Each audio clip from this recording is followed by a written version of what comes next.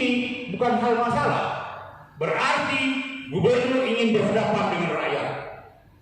Dan saya pribadi, daripada rakyat menghujat kami gagal melakukan tugas-tugas, maka kami siap.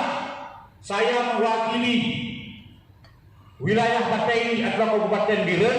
Saya punya pemilih 47.000 lebih dari Partai Aceh. Kalau memang pertanggungjawaban gubernur mereka ingin berhadapan dengan rakyat, bukan lagi dengan yang mewakili, kami siap menghadirkan rakyat. Jadi bukan main-main.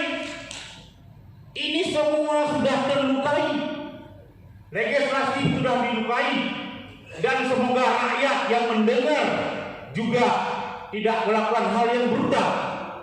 Kami Pak Ketua yang terhormat, kami hadir di sini penuh dengan darah Papua.